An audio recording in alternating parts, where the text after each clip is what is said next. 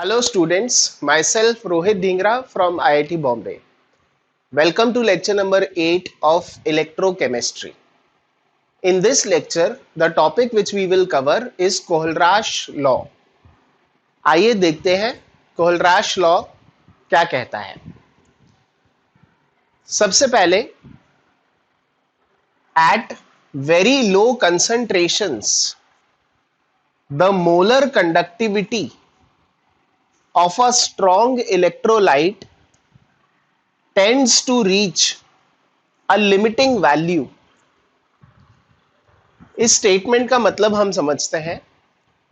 मान लीजिए हमारे पास 1 मोल किसी इलेक्ट्रोलाइट का 1 लीटर सॉल्यूशन में है। अब इलेक्ट्रोलाइट का मोल तो हम 1 ही रखते हैं, पर इसमें बहुत सारा पानी डाल देते हैं। मान लेते हैं अब सॉल्यूशन की वॉल्यूम हो गई 10,000 लीटर। तो पहले 1 मोल था 1 लीटर में और अब 1 मोल है 10,000 लीटर ऑफ सॉल्यूशन में। तो दोनों के केस में मोलर कंडक्टिविटी कब ज्यादा होगी? आप ये क्वेश्चन एक बार सोचिए। मोलर कंडक्टिविटी का मतलब क्या होता है? The conductivity of 1 mole of electrolyte, यानी NaCl का 1 मोल, उसकी कंडक्टिविटी 1 लीटर सॉल्यूशन में ज्यादा होगी कि 10,000 लीटर सॉल्यूशन में ज्यादा होगी?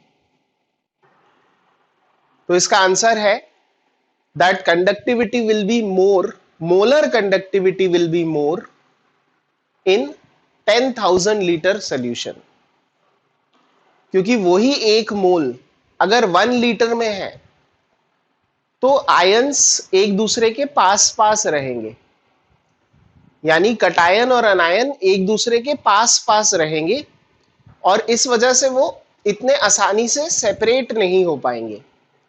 वहीं अगर 1 मोल 10,000 लीटर सॉल्यूशन में है तो ये जो कटायन और अनायन है वो एक दूसरे से दूर दूर रहेंगे, एक दूसरे को इन्फ्लुएंस नहीं करेंगे, एक दूसरे से अट्रैक्ट नहीं होंगे। और अगर कटायन और अनायन एक दूसरे से दूर दूर रहेंगे तो करंट ज्यादा अच्छे से कंडक्ट कर पाएंगे वो ions, because the ions will be in a free state. मतलब कटायन और अनायन एक दूसरे से अट्रैक्टेड नहीं है, वो इंडिविजुअली आयंस की तरह बिहेव कर रहे हैं।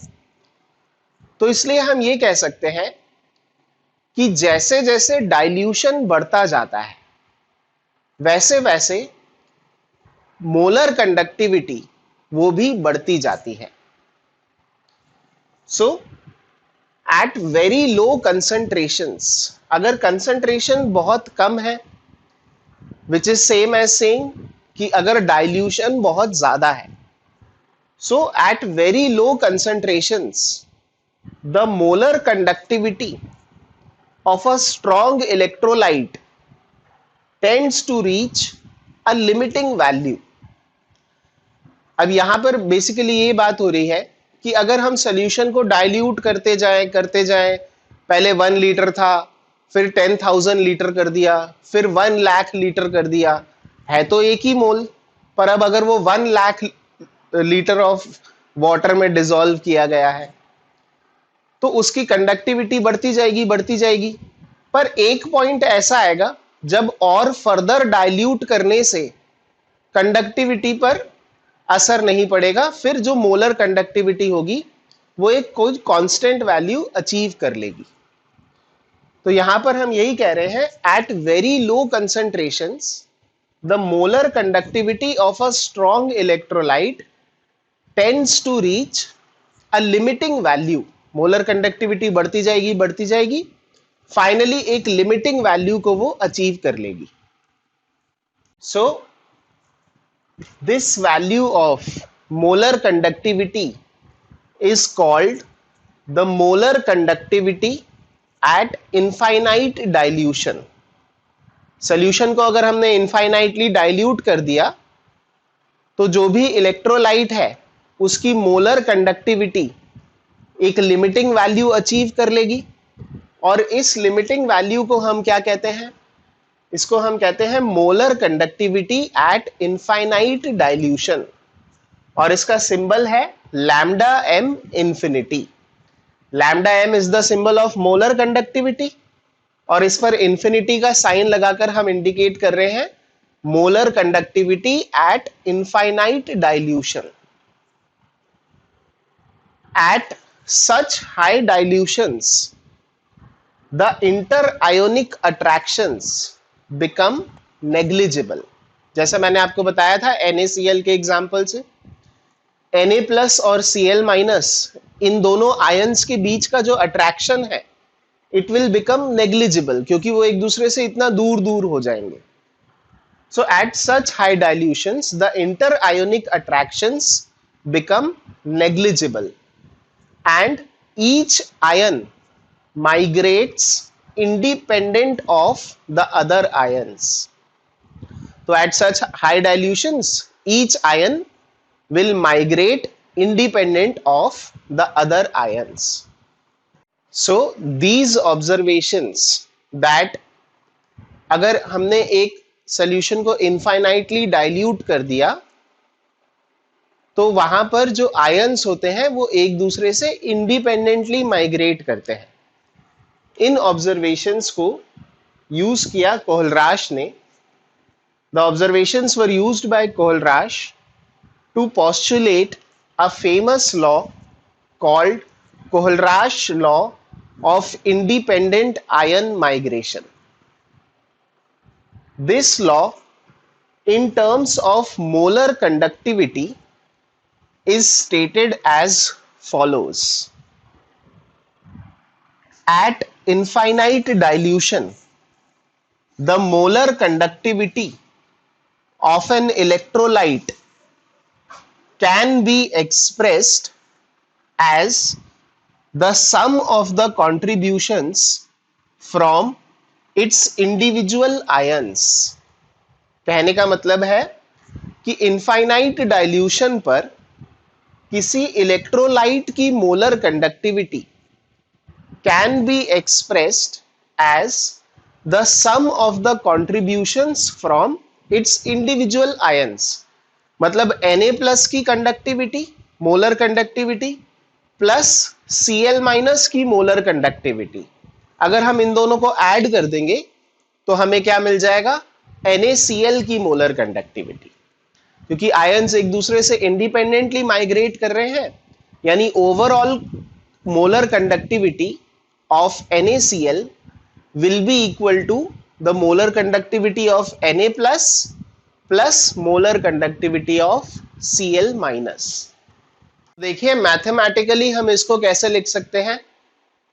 Lambda m infinity is equal to mu plus into lambda plus infinity plus mu minus into lambda minus infinity, where mu plus and mu minus are the number of cations and anions per formula unit of the electrolyte respectively, and lambda plus infinity and lambda minus infinity are the molar conductivities of the cation and anion at infinite dilution respectively।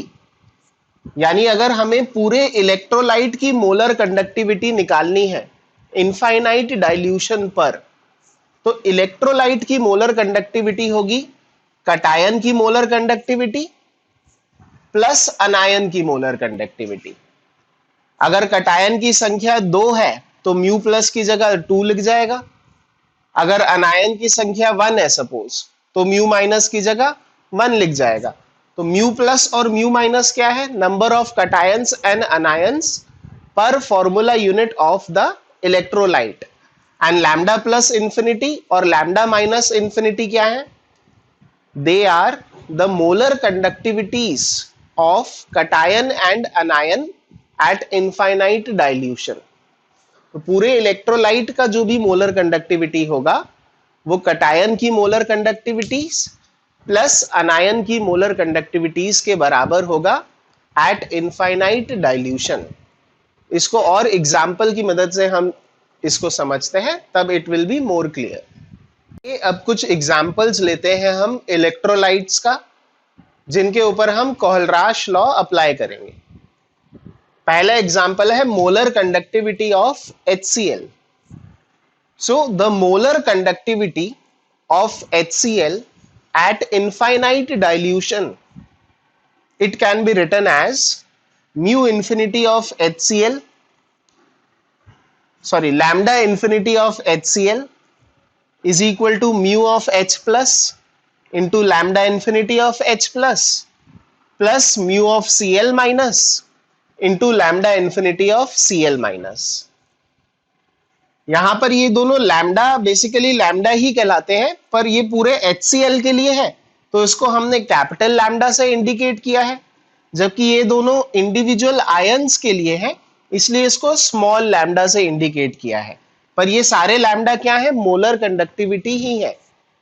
Molar conductivity at infinite dilution बता रहा है ये। तो HCl के लिए mu H plus कितना होगा? 1, और म्यू ऑफ Cl माइनस भी कितना होगा? 1, क्योंकि एक ही H प्लस है और एक ही Cl माइनस है। यानी लैम्डा इन्फिनिटी ऑफ HCl ये हो जाएगा 1 into lambda infinity of H plus 1 into lambda infinity of Cl minus. So therefore हम लिख सकते हैं कि lambda infinity of HCl is equal to lambda infinity of H plus lambda infinity of Cl minus. Electrolyte का example लेते हैं हम MgCl2। So for MgCl2 the molar conductivity at infinite dilution can be expressed as lambda infinity for MgCl2 ये होगा mu plus of Mg2 plus, और Mg2 plus का तो एक ही है कटायन, यानी यहां पर 1 आएगा, जबकि Cl माइनस के दो दो अनायन है तो यहां पर 2 आ जाएगा। मतलब lambda infinity of MgCl2 is equal to 1 into lambda infinity of Mg2 plus 2 into lambda infinity of Cl minus। अब तीसरा एग्जाम्पल लेते हैं कोहलराश लॉ का। यहां पर हमने जो इलेक्ट्रोलाइट चूज किया है वो है एसिटिक एसिड CH3COOH। तो अगर हमें एसिटिक एसिड की मोलर कंडक्टिविटी लिखनी है एट इनफाइनाइट डाइल्यूशन, तो पहली बात हम ये जानते हैं कि एसिटिक एसिड तो एक वीक इलेक्ट्रोलाइट है, इसलिए उसका डिसोसिएशन तो एक इक्विलिब्रियम के माध्यम से रिप्रेजेंट किया जाता है। पर अगर आप याद करें ऑस्वाल्ड्स डाइल्यूशन लॉ जो आपने क्लास 11th में पढ़ा था, अगर आप भूल भी गए हैं तो मैं आपको रिकॉल करा देता हूं। ऑस्वाल्ड डाइल्यूशन लॉ और कुछ नहीं कहता, वो सिंपली ये कहता है कि कोई वीक इलेक्ट्रोलाइट भी इनफाइनाइट डाइल्यूशन पर स्ट्रॉन्ग इलेक्ट्रोलाइट की तरह बिहेव करने लगता है। वीक इलेक्ट्रोलाइट वो होते हैं जो इजीली डिसोसिएट नहीं होते हैं, बट इनफाइनाइट डाइल्यूशन पर ये वीक होने के बावजूद भी कंप्लीटली डिसोसिएट हो जाएगा अनायन और कटायन में। यानी CH3COH के लिए भी हम बिल्कुल सेम एक्सप्रेशन लिख सकते हैं, and that is lambda infinity of CH3COH will be equal to lambda infinity of CH3COO minus plus lambda infinity of H plus. तो इसका मतलब है कोई परेशानी नहीं है कोहलराश लॉ लिखने में, चाहे वो वीक इलेक्ट्रोलाइट हो चाहे स्ट्रॉन्ग इलेक्ट्रोलाइट हो। इनफाइनाइट डाइल्यूशन पे तो सभी स्ट्रॉन्ग की तरह बिहेव करते हैं, यानी CH3COH के लिए भी हम ऐसा एक्सप्रेशन लिख सकते हैं। So basically Kohlrausch law is applicable for all types of electrolytes whether they are weak or they are strong. You can write such an expression for them. Okay students, अब हमने कुछ कोहलराश लॉ के example देख लिए। अब मैं आपको एक एक्सपेरिमेंटल फाइंडिंग बताऊंगा, आइए देखते हैं। The molar conductivities of strong electrolytes vary linearly with the square root of concentration according to the following relation, lambda c is equal to lambda infinity minus a root c. कई जगह lambda infinity भी लिखा हुआ मिलता है, कई जगह lambda zero भी लिखा हुआ मिलता है, वो दोनों एक ही चीज है। अगर लैम्डा इंफिनिटी लिखा है उसका मतलब इनफाइनाइट डाइल्यूशन पर, और लैम्डा जीरो लिखा है इसका मतलब जीरो कंसंट्रेशन पर। तो वो दोनों तो एक ही चीज होती है, लैम्डा इंफिनिटी भी लिख सकते हो, लैम्डा जीरो भी लिख सकते हो, दोनों का मतलब सेम ही है, molar conductivity at infinite dilution और जीरो कंसंट्रेशन। तो बेसिकली ये फॉर्मूला हमें ये बता रहा है कि जैसे जैसे कंसंट्रेशन बढ़ेगा वैसे वैसे कंडक्टिविटी की वैल्यू कम होती जाएगी। ये बात तो हम पहले भी कर ही चुके हैं, कंसंट्रेशन बढ़ेगा इसका मतलब डाइल्यूशन कम होगा, अगर तो मोलर कंडक्टिविटी कम होगी। ये हमने पहले भी बात करी है कि डाइल्यूशन बढ़ता है तो मोलर कंडक्टिविटी बढ़ती है, डाइल्यूशन कम होगा तो मोलर कंडक्टिविटी कम होगी, डाइल्यूशन कम होगा यानी कंसंट्रेशन बढ़ेगा, तो कंसंट्रेशन बढ़ेगा तो मोलर कंडक्टिविटी कम होगी। और ये चीज आप फॉर्मूला से भी देख सकते हो। बस इसमें एक ये बात याद रखनी है हमें कि ये जो फॉर्मूला है, ये जो एक्सपेरिमेंटल फॉर्मूला है, ये सिर्फ स्ट्रॉन्ग इलेक्ट्रोलाइट्स के लिए ही ट्रू है। This formula is not true for weak electrolytes. देखिए ये जो फॉर्मूला है lambda c is equal to lambda infinity minus a root c, ये जो स्ट्रॉन्ग इलेक्ट्रोलाइट्स के लिए फॉर्मूला है, इसमें लैम्डा सी क्या है, molar conductivity at concentration c, lambda infinity क्या है, molar conductivity at infinite dilution और zero concentration, a is some constant and c is the concentration. ये स्ट्रॉन्ग इलेक्ट्रोलाइट्स के लिए ये जो रिलेशन है इसका यूज करते हुए अगर हम एक ग्राफ बनाए लैम्डा सी यानी molar conductivity at any concentration c versus root c का अगर हम ग्राफ बनाए तो ये ग्राफ कैसा आएगा, स्ट्रेट लाइन, और इसकी स्लोप कैसी है, नेगेटिव। मतलब इसका ग्राफ कुछ इस तरह से मिल जाएगा हमें। अब इस ग्राफ का यूज क्या है, the use of this graph is कि अगर कंसंट्रेशन जब जीरो होगा, जीरो कंसंट्रेशन पर अगर हमें कंडक्टिविटी की वैल्यू चाहिए तो हम ऐसा ग्राफ प्लॉट करके निकाल सकते हैं। जब कंसंट्रेशन जीरो हो जाएगा तो लैम्डा सी किसके बराबर होगा, लैम्डा इंफिनिटी के बराबर। मतलब लैम्डा इंफिनिटी की वैल्यू आप इस ग्राफ से निकाल सकते हो। बेसिकली ग्राफ की जरूरत क्यों पड़ रही है, देखिए अगर हम एक्सपेरिमेंट करेंगे तो हम अलग अलग कंसंट्रेशन पर कंडक्टिविटी की कुछ वैल्यूज ऑब्टेन कर लेंगे।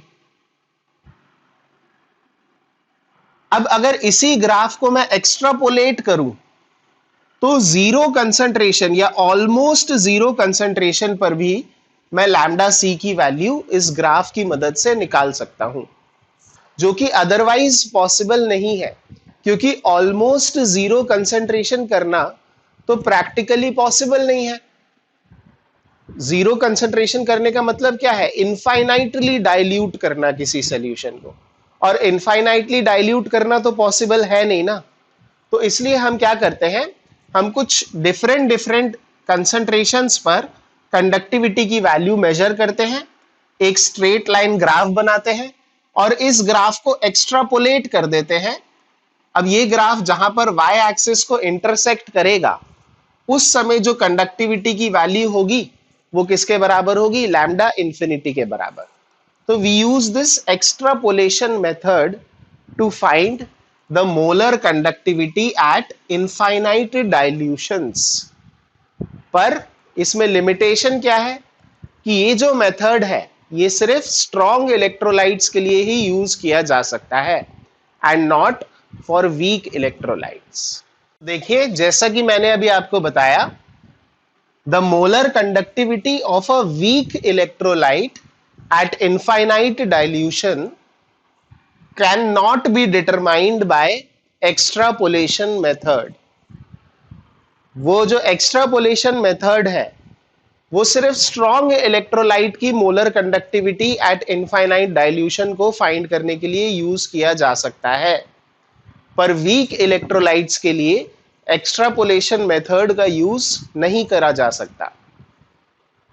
But lambda m infinity values for weak electrolytes can be calculated by using Kohlraasch equation। तो lambda m infinity जो वैल्यू निकालनी है वीक इलेक्ट्रोलाइट के लिए वो एक्स्ट्रापोलेशन मेथड से तो नहीं निकाली जा सकती, बट वो कोहलराश इक्वेशन से निकाली जा सकती है। वीक इलेक्ट्रोलाइट्स की molar conductivity at infinite dilution हमें निकालनी है, तो हम कोहलराश लॉ का यूज करेंगे। According to the Kohlrausch law, the molar conductivity of acetic acid, जो कि एक वीक इलेक्ट्रोलाइट है, वो होगा molar conductivity at infinite dilution for acetic acid is equal to molar conductivity of acetate ion plus molar conductivity of H plus at infinite dilution. और इनकी values को consider करते हुए अगर हम यहां पर इनकी वैल्यूज इंसर्ट कर दें 40.9 और 349.8 semen centimetre square mole inverse, तो हमें एसिटिक एसिड की मोलर कंडक्टिविटी मिल जाएगी इनफाइनाइट डाइल्यूशन पर, और ये कितनी होगी 390.7 semen centimetre square mole inverse. अभी जो मैंने आपको एग्जाम्पल बताया, यहां पर H प्लस और CH3CO माइनस दोनों की मोलर कंडक्टिविटीज हमको पता थी, तो सिंपली उनको ऐड करके हमें molar conductivity of acetic acid पता चल गई। But sometimes the molar conductivity values for the ions are not available. In such cases following procedure is adopted. मतलब जैसे H प्लस और एसिटेट आयन का पता था पिछले केस में, अगर आयंस की मोलर कंडक्टिविटी नहीं मालूम है तो following procedure has to be adopted. Select a series of strong electrolytes such that the sum slash difference of molar conductivities of their ions gives the molar conductivities of the ions of weak electrolyte। तो आपको निकालना तो weak electrolyte की molar conductivity है, पर weak electrolyte की molar conductivity निकालने के लिए we will select a series of strong electrolytes, और उन स्ट्रॉन्ग इलेक्ट्रोलाइट्स कुछ इस तरह से हम चूज करेंगे ताकि उनका sum slash difference of their molar conductivities of their ions gives the molar conductivities of the ions of the weak electrolyte। और generally 3 strong electrolytes are chosen। तो 3 strong electrolytes की मदद से उनको प्लस माइनस करके हम वीक इलेक्ट्रोलाइट की molar conductivity obtain कर लेंगे। देखिए, अब वंस आपने 3 स्ट्रॉन्ग इलेक्ट्रोलाइट चूज कर लिए, तो अब उन तीनों स्ट्रॉन्ग इलेक्ट्रोलाइट का लैम्डा m इंफिनिटी वैल्यूज को हम प्लस या माइनस करके जो वीक इलेक्ट्रोलाइट है उसका भी लैम्डा m इंफिनिटी निकाल लेंगे। कभी कभी ये भी हो सकता है कि जो स्ट्रॉन्ग इलेक्ट्रोलाइट्स हैं उनका लैम्डा m इंफिनिटी नहीं दिया है। वैसे तो क्वेश्चन में स्ट्रॉन्ग इलेक्ट्रोलाइट्स का तो लैम्डा m इंफिनिटी दिया रहेगा। अगर स्ट्रॉन्ग इलेक्ट्रोलाइट्स का लैम्डा m इंफिनिटी नहीं दिया तो क्या प्रोसीजर फॉलो करना है? Measure the lambda m infinity of these salts. कैसे मेजर करेंगे?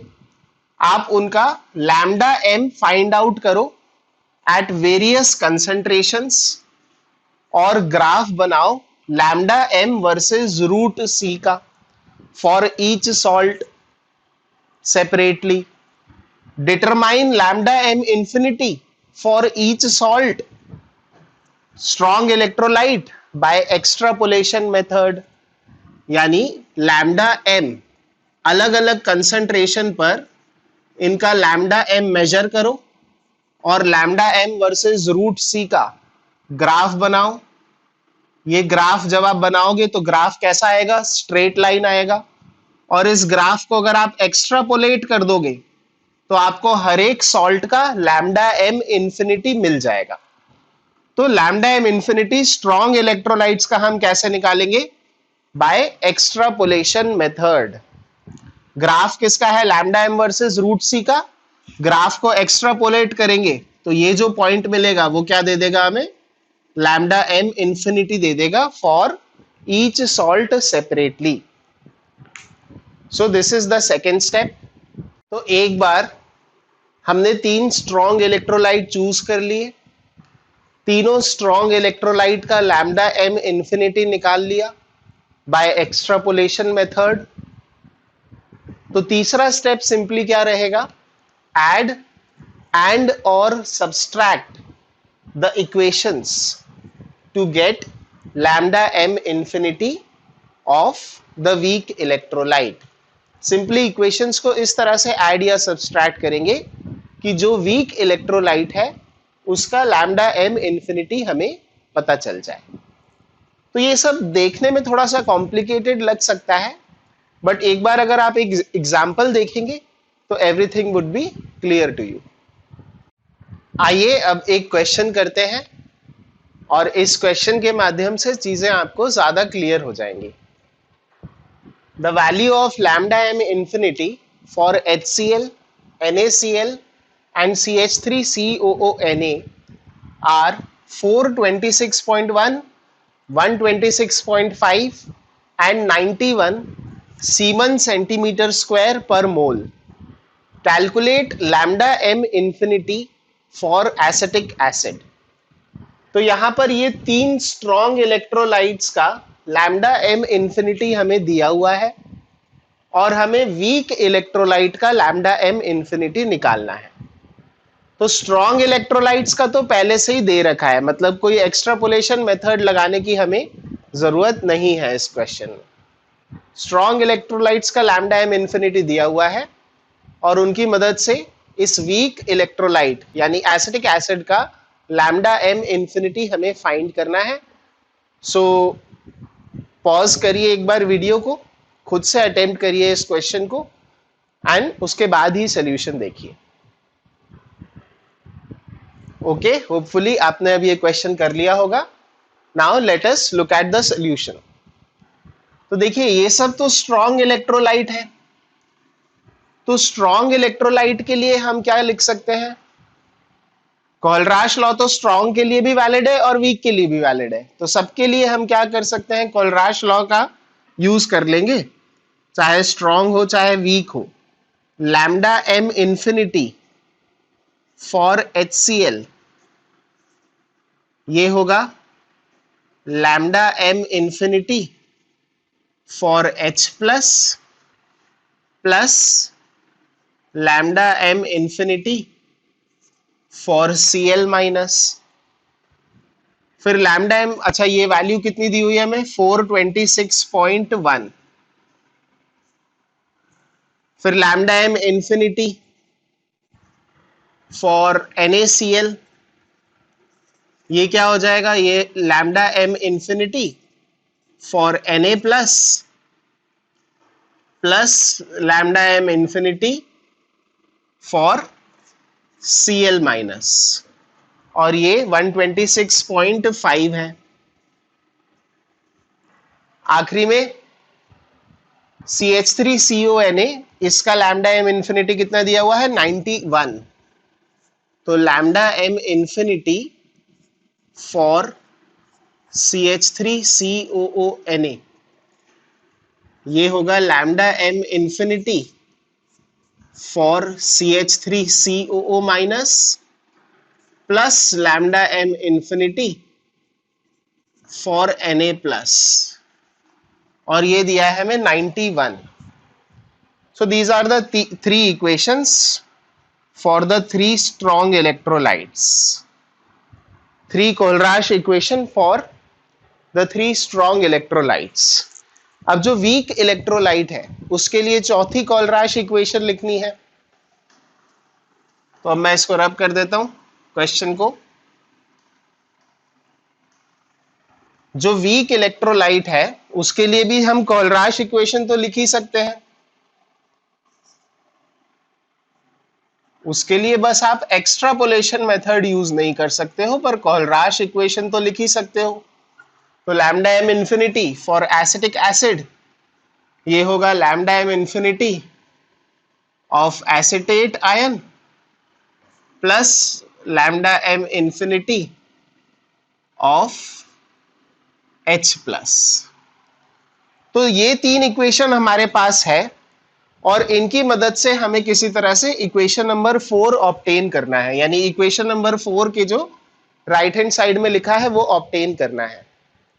तो जस्ट बाय ऑब्जर्वेशन मैं कह सकता हूं equation number 1 plus equation number 3 minus equation number 2, ये हमें दे देगा इक्वेशन नंबर 4. जैसा कि आप थर्मोकेमिस्ट्री में करते थे ना डेल्टा H की वैल्यूज के लिए, वैसे यहां पर भी equation 1 plus 3 minus 2 will give you equation number 4. तो इनकी लैम्डा की वैल्यूज भी करस्पॉन्डिंगली ऐड और सब्सट्रैक्ट हो जाएंगी, यानी यहां पर हो जाएगा 426.1 प्लस 91 माइनस 126.5, और ऐसा करने से हमें एसिटिक एसिड का लैम्डा मिल जाएगा. तो ये कितना आ जाएगा 300. तो this will come out to be 390.6 siemens centimetre square mole inverse. So this is the value of lambda m infinity for the weak electrolyte which is acetic acid. तो इस तरह से हमें चूज करना होता है तीन स्ट्रॉन्ग इलेक्ट्रोलाइट को, उनको ऐड और सब्सट्रैक्ट करके हम वीक इलेक्ट्रोलाइट का लैम्डा एम इंफिनिटी भी निकाल सकते हैं. So that's it for this lecture. In the next lecture we will begin the topic of electrochemical cell. Thank you.